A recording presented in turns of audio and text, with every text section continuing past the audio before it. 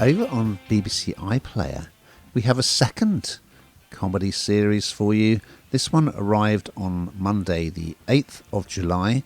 It's called Spent, and here's a clip. You are in a lot of debt. Just like nice stuff. Surprise! I'm back. Open for bookings. As a joke, right? All right, Mum. Thought I'd come and stay with you. That's a good one. You're a nomad, Mia. It's me. Yeah! What kind of modelling job is this? Are you serious? So many questions right now. Do you have any interests? Like spitting from heights? Yeah, this is something really different, I thought, actually. Something quite interesting. And it's kind of part inspired by her own experience of the modelling industry, and kind of even in the industry that we're in.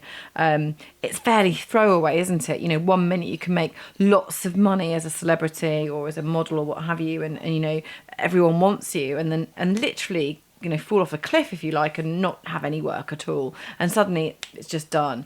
And I think that this sort of epitomises that and really kind of brings that whole idea to life if people didn't really understand it or truly realise what it's like. So, for example, you know, I don't know, if you win the X Factor or you win any of these shows or you become a model, there's lots of people taking a piece of the pie. There's lots of people taking the money. And whilst you might be cash rich for the moment, unless you've got people around you that look after that money for you, suddenly, as we see in this, you very quickly run out. So as I say, this is part inspired by her own experience of the modelling industry. And Michelle de Swarte stars as Mia, who is a former catwalk model, as I alluded to. And she's on the run, but mainly from herself. She's, as I say, she was really successful. She kind of lost all the people that she really cared about, all her family in England. She went over to America, became a bit of a star, and lost kind of...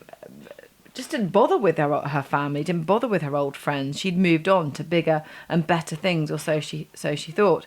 But the stark reality is that when her career is over, which is now, she's broke. She's homeless, she's got nowhere, she's just sofa surfing.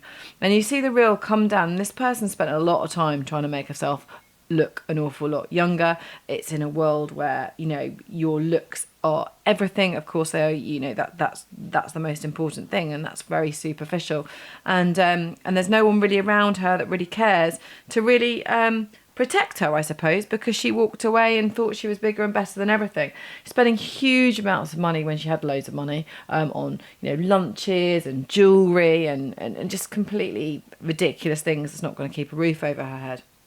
And she tries to avoid bankruptcy, comes back to her family. Of course, her family, you know, they just don't really want to know her because she just hasn't bothered to keep in touch with them. So you see a kind of, I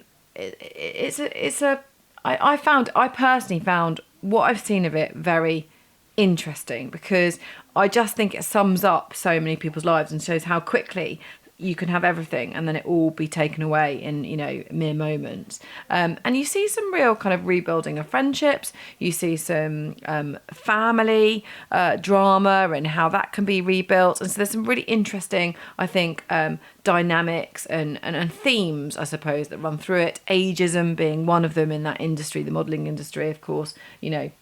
Well, actually, probably the whole TV industry, any of those industries are fairly ageist, I would argue.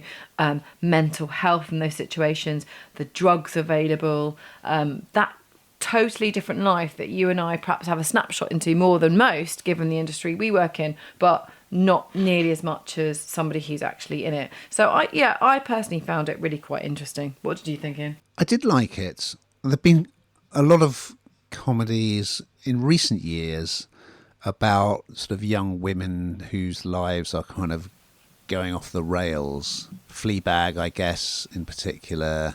Then people like Sharon Horgan, Aisling Bea, Daisy Haggard, and they're all good shows. And this is very much Michelle's baby, isn't it? Obviously, it's based on her own experiences, and she's the star. I've noticed that some critics have complained that the lead character, Mia, isn't likeable enough. Anyway, I'll leave you to judge for yourselves. But yeah, episode 1 is great. So it starts with her. She's in the States and she's basically, I think it must be her accountant is saying, you're bankrupt. You know, there is no money. So she has to come back to the UK. Her mum, from who she kind of seems to be pretty estranged. Is played by a wonderful actress. I can't remember her name, but she was in Sharon Horgan's first great success, Pulling, which again was sort of about a young woman whose life is kind of all going horrifically wrong. There are two great storylines or set pieces in episode 1. So, the first one is, she's in London. She's got no money. Her phone is dying. She can't get on any transport because she's got no cash whatsoever. And she's wandering about in the dark. And she stumbles across what turns out to be a kind of dogging site, and that is really funny. And then now I'll tell you what else is to recommend. This Matt King, who played Superhands in the greatest sitcom ever written, Peep Show.